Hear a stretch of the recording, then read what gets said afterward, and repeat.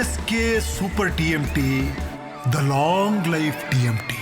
ಭಾರತಕ್ಕೆ ಈಗಾಗಲೇ LPG ಮತ್ತು ತೈಲದ ಕೊರತೆಯ ಕಾರಣಕ್ಕೋಸ್ಕರ ಆಗಿರೋ ಸಮಸ್ಯೆ ನಿಮಗೆ ಗೊತ್ತೇ ಇದೆ. ಇದರ ಮಧ್ಯದಲ್ಲಿ ಭಾರತದ ಜನ ರಿಲ್ಯಾಕ್ಸ್ ಆಗುವಂತಹ ಒಂದು ಸುದ್ದಿ, ಇಂಧನ ಹೊತ್ತಂತಹ ಮತ್ತೆರಡು ಹಡಗುಗಳ ಆಗಮನ ಆಗಿದೆ. ಭಾರತದ ಹಡಗುಗಳಿಗೆ ಇರಾನ್ನಿಂದ ಅನುಮತಿ ಸಿಗ್ತಾ ಇರೋದ್ರ ಡೀಟೇಲ್ಸ್ ಲಭ್ಯ ಆಗ್ತಾ ಇದೆ. ಹಾರ್ಮೋಸ್ ಜಲಸಂಧಿಯಿಂದ 2 ಹಡಗುಗಳು ಹೊರಟಿದೆ. ಸೊ ಇದಿಲ್ಲಿಗೆ ತಲುಪೋದು 3 ರಿಂದ 5 ದಿನ ಬೇಕಾಗುತ್ತೆ. ಕೆಲವೇ ದಿನಗಳಲ್ಲಿ ಭಾರತವನ್ನ ಹಡಗುಗಳು ತಲುಪುತ್ತೆ, ಅಂದರೆ 3 ರಿಂದ 5 ದಿನ. ಇದು ಯಾವ ಇಂಧನ ಅನ್ನೋದು ಇಂಪಾರ್ಟೆಂಟ್ ಆಗುತ್ತೆ. LPGನ ಅಥವಾ ಕಚ್ಚಾ ತೈಲನ ಅದು ಕೂಡ ಗೊತ್ತಾಗುತ್ತೆ. ಇಂಧನ ಅಂತ ಹೇಳಿದ್ರೆ 3-4 ರೀತಿಯ ಇಂಧನ ಕೂಡ ಇರುತ್ತೆ. ಸೊ ಇಲ್ಲಿ LPGನ ಅಥವಾ ಕಚ್ಚಾ ತೈಲನ, ಕ್ರೂಡ್ ಆಯಿಲ್ ಅನ್ನೋದನ್ನು ನೋಡಬೇಕಾಗತ್ತೆ. ಹಾರ್ಮೋಸ್ ಜಲಸಂಧಿಯಿಂದ ಭಾರತದ ಹಡಗುಗಳು ಸುಮ್ಮನೆ ಹಾಗೆ ಬರೋದಕ್ಕೆ ಸಾಧ್ಯ ಇಲ್ಲ. ಅಲ್ಲೊಂದು ಫೀಸ್ ಮಾಡಿದ್ದಾರೆ, ಫೀಸ್ ಸ್ಟ್ರಕ್ಚರ್ ಇದೆ.